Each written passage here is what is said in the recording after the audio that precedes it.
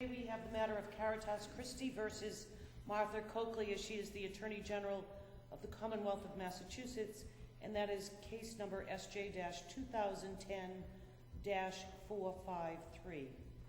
Appearing this morning on behalf of Caritas Christi is Attorney Christopher Jedry, and appearing for the Attorney General Martha Coakley is Assistant Attorney General David Spackman and Attorney Kelly McCarthy, who is Special Counsel to the Attorney General. Thank you. Okay. Mr. Jedry, this is your petition? Yes. Go ahead. Thank you. We are before you, Mr. Justice, on behalf of Caritas Christi, which is a 6-hospital Catholic-sponsored healthcare system. It has approximately 12,000 employees and millions of patients in Dorchester, Brighton, Fall River, Brockton, Methuen, Norwood, and surrounding communities. These are mainly poorer communities, many with unemployment above the state average. The financial picture of the system is that it has historically had low or negative margins. It has an approximately $360 million to $550 million capital shortfall, that is needed capital for facilities alone. It carries $40 million in annual debt service, has approximately $260 million in unfunded pension liabilities. These are non-insured church plans, that is, they're not covered by the federal insurance scheme. There are 13,000 pensioners whose average age is 60. Despite the impressive financial turnaround engineered by new management for Caritas Christi, 2 financial consulting firms, one engaged by the Attorney General, an investment banking firm, and Caritas Management have all concluded that Caritas could not generate sufficient margins sufficient to meet these obligations, and without a capital partner, the system would ultimately fail. This would be a devastating loss to Caritas patients, employees, and pensioners. As a result of this conclusion, the system went through a partner selection process. The Caritas search for a capital partner began in late 2006 with the Roman Catholic Archdiocese of Boston issuing a request for proposals to 3 Catholic nonprofit systems, large national systems. Negotiations began in 2007 with Ascension Health, which is the largest Catholic system in the United States. They broke down later in that year due to Caritas's continued deterioration in its financial condition, and to the fact that Caritas's capital and unfunded pension needs were greater than Ascension thought it could meet. Subsequent to the failure of that negotiation, Caritas explored affiliations with local nonprofits, the only local not-for-profit system with sufficient size and scale to provide, not that they said they were willing to, but at least on paper, with the resources appropriate to Caritas's needs, is Partners Healthcare System. And because Partners is the largest healthcare system in Eastern Massachusetts and Caritas is the second largest, the antitrust barriers to such a combination were judged to be insuperable. After that, Caritas had discussions with Vanguard Health System, which owns 2 hospitals in the Commonwealth of Massachusetts, and Ascension Health about a potential joint venture arrangement for an acquisition, which didn't come to pass. There were also discussions with Vanguard Health System separately about a potential acquisition. These negotiations broke down over anti-flip provisions, that is, limitations with respect to the period of time where a subsequent sale might take place, a concern about assuming the entire pension obligation, which is very large, and some differences in operating philosophy. Ultimately, Caritas identified Cerberus Capital Management as a potential capital partner, and a deal was struck based on Cerberus' willingness to fully discharge Caritas' outstanding debt, which is approximately $235 million, to fully assume Caritas' pension obligations, which are currently estimated to be around $260 million, to commit to $400 million in badly needed investment over the next 4 years. 116 of that is being spent currently in anticipation of this project being closed for absolutely urgent projects many of them involving emergency rooms, some of them involving the repair of roofs where the leakage poses dangers to patient care. Cerberus also committed to maintain Caritas's charity care and community benefit programs. That's approximately $67 million per year, and to retain current management and support its management philosophy. Mr. Justice, we've agreed at this point that the Attorney General would walk through the process that followed our filing of a notice in May of this year to initiate the conversion process under the state statute. We also filed with the Department of Health for the necessary approvals to transfer the hospital and other licenses. But before you sit down, I'd like Yes. to ask you some questions about the pension. The $260 million unfunded pension liability, is that a lump sum amount, or is that an amount that can be paid over a period of a certain number of years? Paid over time. Okay. Paid over time, but the current, I will admit to not being anything like an expert, but my understanding of this is that the gap between the resources necessary to support that stream of payments over time and what actually sits in the fund is currently $260 million. Okay. And I understand it's, at least from the Attorney General's statement, there's an estimate of approximately $25 million annually to maintain those pensions. Yes. The purchaser is going to assume that obligation. Yes. And how will it do it? Is it going to pay $25 million a year, or is it going to pay the $260 million? It will pay the obligations as they come due, and the plan is, there are some complicated technical issues here, but the plan is to convert it over a 3-year period from a church plan, which is not subject to federal insurance, into an ERISA plan, which would have the benefit of that insurance. But they will take over responsibility for the plan, and they will be responsible to fund its obligations currently. Does the church plan, which I understand is the Roman Catholic Archbishop of Boston Retirement Trust, Yes. Does that provide for pensions for employees in addition to Caritas employees? Exactly. It does. The plan covers archdiocesan employees as well as hospital system employees, but the obligations of Cerberus only relate to the portion of the plan that covers Caritas current and former employees. Okay. But I just want to make sure I understand this. I take it then that from your answer that there are, for instance, parochial school teachers who may have a pension that comes out of this same pension fund.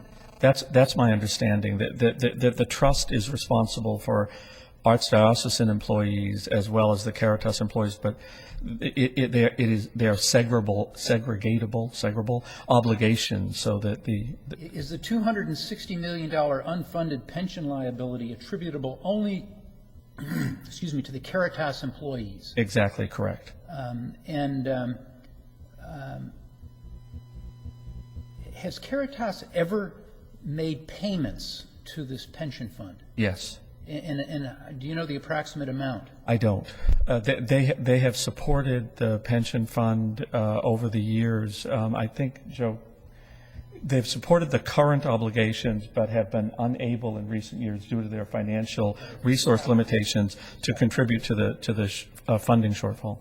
From reading the Attorney General's statement, the Caritas has no obligation to assume this unfunded pension liability. No legal obligation. No legal obligation. So why is it doing it? It has a moral obligation. These are their employees, their current and former employees, and there has never been any discussion at any point in this process of Caritas doing anything other than being fully responsible to these obligations to their current and former employees. How does that jibe with Caritas's obligation to the corporation, to the nonprofit hospitals? Well, these are employees who are currently working or who have worked large parts of their work life in order to enable Caritas to carry out its mission. And a nonprofit organization can only carry out its mission through individuals. These are the people who did the work. They took care of the patients. They swept the halls. Do they also contribute to Social Security, do you know? Yes, I assume they do, Joe. Yes. Do you know whether or not the Roman Catholic Archbishop Retirement Trust has ever made a claim against anybody for the diminution in asset value of the pension fund? Not to my knowledge. Okay.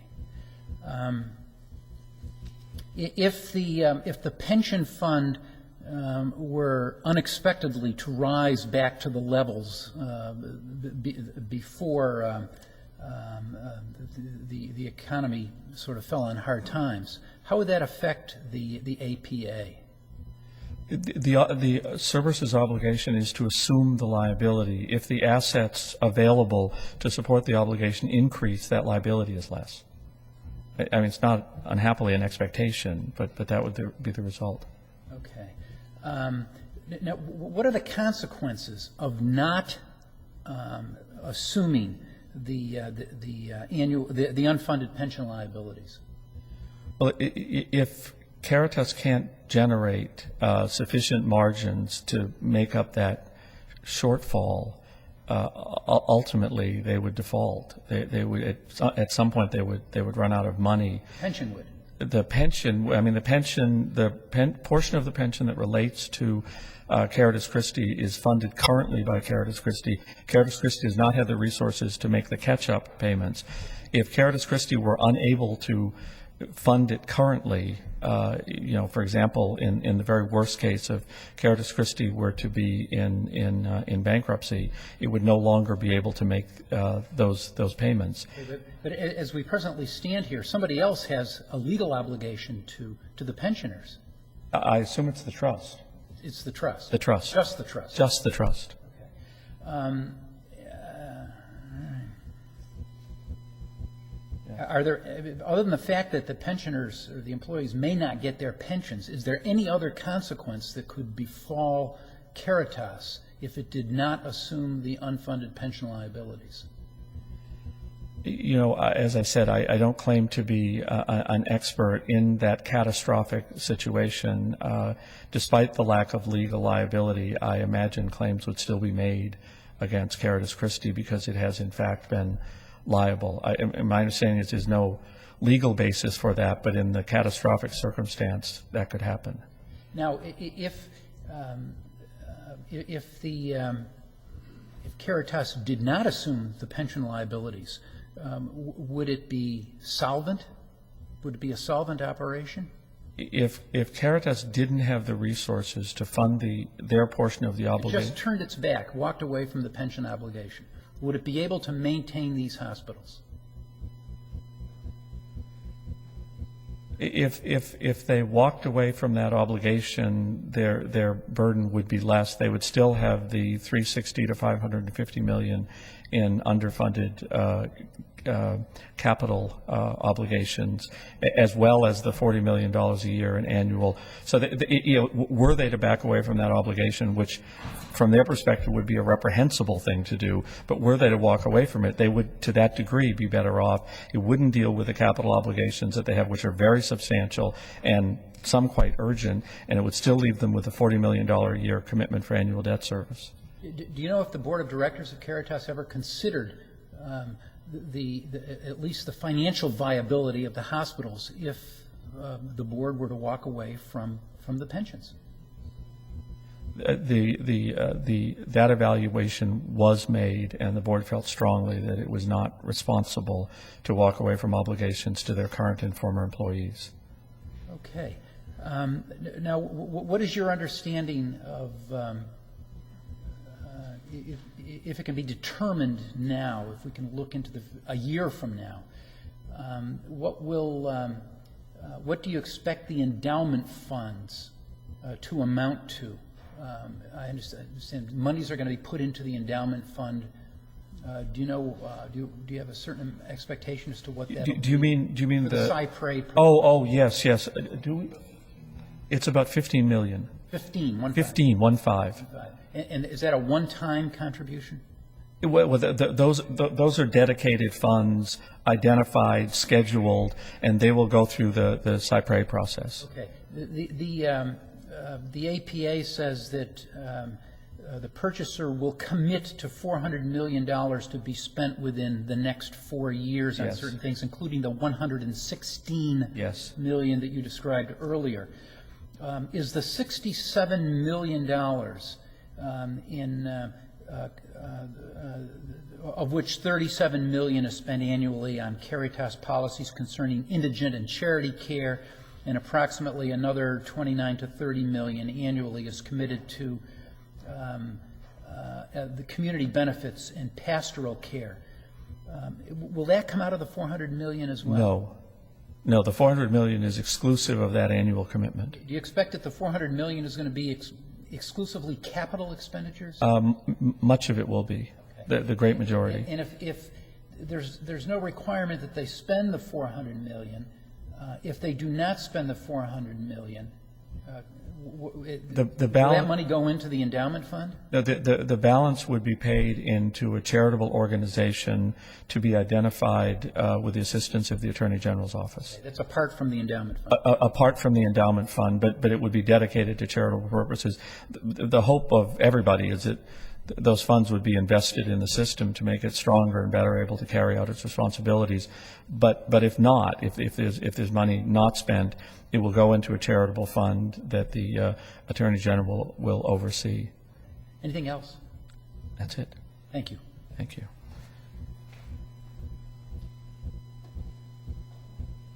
Good morning, Your Honor. Mr. Spackman, go ahead. Thank you. As Your Honor knows, I'm going to pick up from Chris now and talk about the Attorney General's review process, which, as you know, is founded in common law under the doctrine of Cypre. These assets are held in charitable trust, cannot be removed from that position of being held for the benefit of the public, except by this court orders. The Commonwealth has done several prior to 2000, which were done under common law. St. Vincent Hospital in Worcester, which is a Catholic institution, for-profit. Metro West in Framingham and Needham. In 2000, Chapter 180, Section 8A was enacted to put a statutory structure around that process. The only significant transaction that's been done under that statute is the Neshoba transaction back in 2002. So the Attorney General approached this with her knowledge of Cypre and the common law doctrines that led to the statute and the statutory requirements. As you know, in the statute, there are 5 criteria listed. And again, these have their basis in Cypre and common law. 1, compliance with charities law. 2, duty of due care. 3, duty of loyalty, appropriate findings of conflict of interest. 3, fair market value. And 5, I counted wrong, the public interest. In the process of doing that, we retain consultants, economic and strategic healthcare consultants, and law firms and managed care consultants. We had 6 hearings in the catchment areas of each of the hospitals. We reviewed over 15,000 pages of documents, ranging from minutes to policies to financial reports. We issued interrogatories under oath to board members and to members of senior management. We interviewed key board members and members of senior management. And we had meetings and consultations with many, and considered public comments from probably close to 300 people.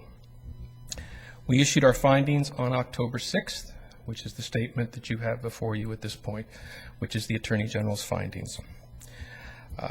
I won't repeat them verbatim, and I'm happy to ask any questions about them, but essentially we concluded on all 5 of those criteria that Caritas had acted appropriately.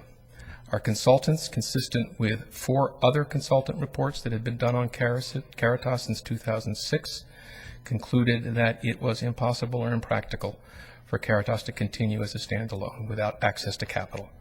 In reference to your earlier question, we specifically asked our consultants if the pension was taken away, if they walked away from that obligation, would that change their view? And the answer was an emphatic no. There was no way to meet the capital requirements, the backed up capital requirements for this institution, even if the pension was taken off the board. Secondly, we concluded that they had clearly acted in accordance with their duty of due care. This was a 4-year process. It was an extraordinarily engaged board. They had been working with the Archdiocese and with consultants and with a new management team over a 4-year period. They established clear criteria. They hired consultants and acted appropriately in all respects with respect to their obligations to the institution. Their duty of loyalty was met. They identified there are always conflicts of interest in these types of situations. They addressed them appropriately. And in fact, at one point, just to be absolutely sure, they hired private counsel to make sure they were acting appropriately. They got fair market value under any criteria we use, whether we use an opinion, which they got, whether we use EBITDA multiples, which are industry multiples for evaluating the purchase price for these kinds of institutions, or probably most importantly, and if we add on, which is not part of the purchase price is simply the amount to cover the pension liability and the debt, but the additional commitments with respect to charity care, community benefits, capital, et cetera, add to that equation and are outside of the formula, the EBITDA formulas and the fair market value opinions, which concluded alone, without those additional benefits, this met fair market value. And in fact, in accordance with our consultants, on the high end of fair market value, particularly for a distressed situation like this. Ultimately, we concluded that the public interest had been met. Caritas could continue. Caritas could continue by abandoning the pension and closing probably 2 of the hospitals. The board didn't feel that was appropriate. The board felt they had both a moral obligation to employees, but frankly a practical one too. 12,000 of those 13,000 pensioners are their current employees.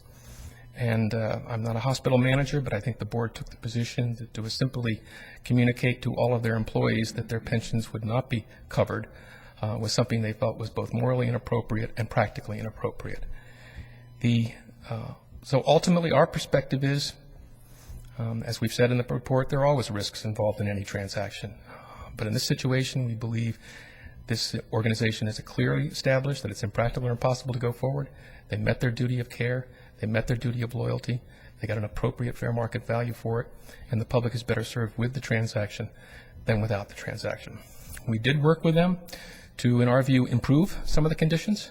But as I've said in public hearings before, the deal that the board put together probably met that criteria to begin with. But we worked hard with them to extend some of those guarantees, to provide some additional assurances.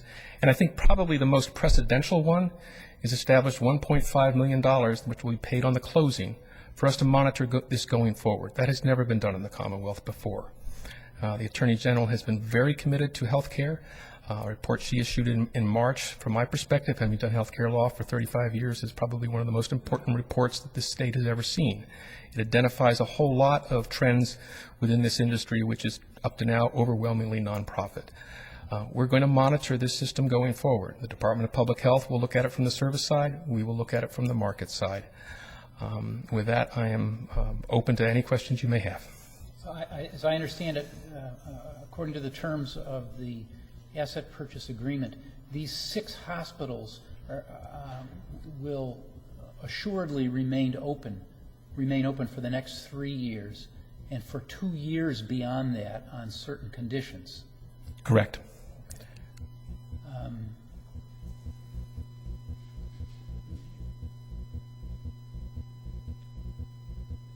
What consideration did the Attorney General give to the possibility of trying to get the $262 million for the unfunded pension and having that money diverted instead to charitable purposes? We gave no consideration to divert. In other words, we did not, other than the fact that we evaluated the board's decision to make as a condition of closing, given that this was unfunded and they had 12,000 employees. We did not suggest that they should abandon that consideration. If you ask me now at this point, part of our concern about calls for community foundations is that from our perspective, seriously, to suggest the purchase price is significantly beyond one's liabilities then one probably should not be in front of the Attorney General of this court to begin with. If they had the debt capacity to go out and borrow $250 million because they walked away from the pension plan, then they shouldn't be before us to begin with. So from our perspective, the concept of a community foundation under the concept of purchase price is X amount above liabilities, therefore there is money left. If that is significant enough, it raises questions as to whether or not it's impractical or impossible to go forward. Our analysis revealed that they didn't have any debt capacity. My guess is that putting aside moral obligations, the likelihood of bond insurers not being a little concerned about that large a pension liability when 12,000 employees of the 13,000 are current employees. If I was representing a bond insurer, which I'm not here, I would take that liability into account before I would lend any money. Okay. Anything else, anybody? No, Your Honor. Okay, thank you. There's a Mr. Neary. I don't know if he's here. Mr. Neary, I have your letter. It has been docketed in the case.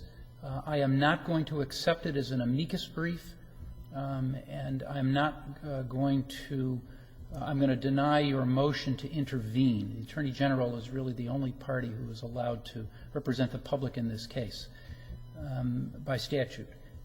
But I've read your letter. I've in fact considered it, and it has been docketed. It is a part of the record in this case. Okay, thank you all. All rise. Hear ye, hear ye, hear ye. All persons having anything further to do before the Honorable, the Justice of the Supreme Judicial Court, now sitting at Boston within and for the County of Suffolk. At present, the court, the sitting of this court is now adjourned. God save the Commonwealth of Massachusetts.